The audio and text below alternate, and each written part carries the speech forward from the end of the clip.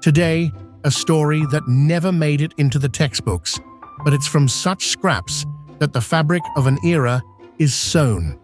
The year is 1938.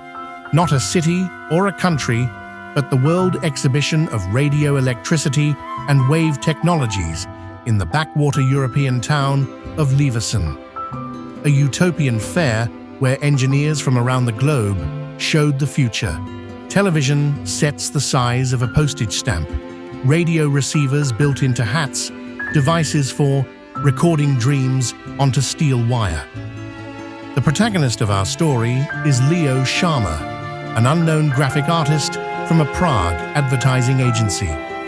He was hired to paint posters for the pavilion of a modest Swiss firm, Ondula AG, which was presenting a static stabilizer for ethereal interference.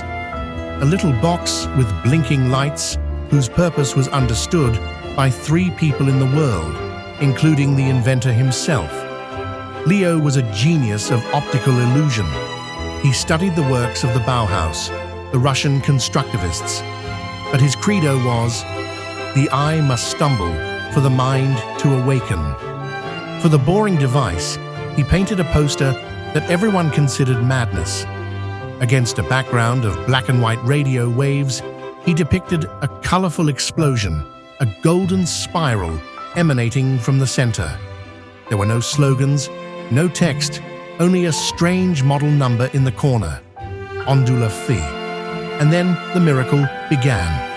People started gathering near the Ondula AG pavilion. They silently looked at the poster for 10 to 20 minutes, then walked away with a strange, enlightened expression. Some wept. A surrealist painter who visited the exhibition declared it the only honest picture of the future. Engineers grumbled that it was an incorrect visualization, but the stream of people grew. That's when the firm's owner, a pragmatic Swiss, noticed something odd. Visitors complained that their home radio sets, after seeing the poster, would for a week pick up some single, unknown wavelength with a quiet, hypnotic melody. And then they'd start working better than before. Rumors spread. The poster was dubbed the Sharma Harmonizer. Newspapermen wrote of mass psychosis, Nazi agents.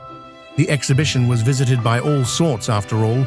Reported on Jewish hypnosis, the Soviet delegation demanded to expose the mystification of bourgeois science.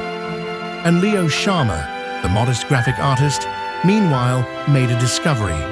He could not draw that golden spiral by hand. Every evening he would erase it from the canvas, and every day draw it anew. And it always came out slightly different, as if adapting to the day. He felt he was not its author. He was merely a conduit. The source of inspiration was the very radio ether of the 1930s. That invisible ocean of call signs from Moscow, Berlin, London, coded messages, propaganda, jazz, distress signals, hope, and fear.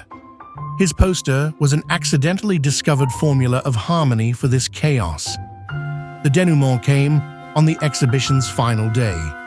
The crowd rushed to the pavilion for a last look at the harmonizer.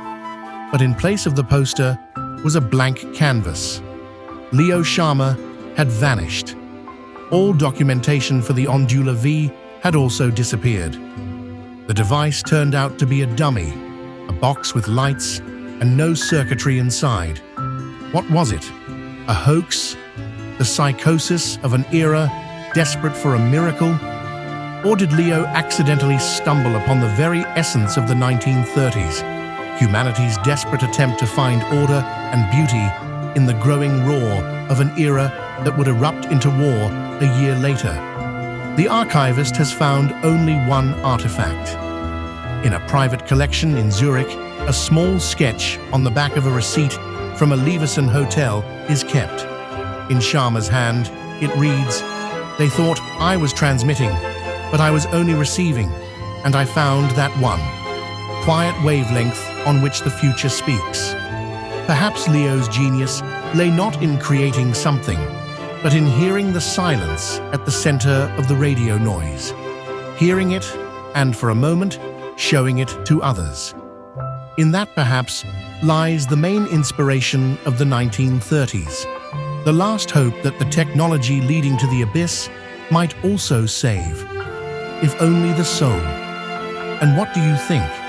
Was Sharma a genius, a charlatan, or the first victim of a media virus? Write in the comments. Give a like if you want more such stories from the noise of history. And remember, sometimes to see the future, you need to peer into a random pattern, even if it's just a poster for a useless device at a forgotten exhibition.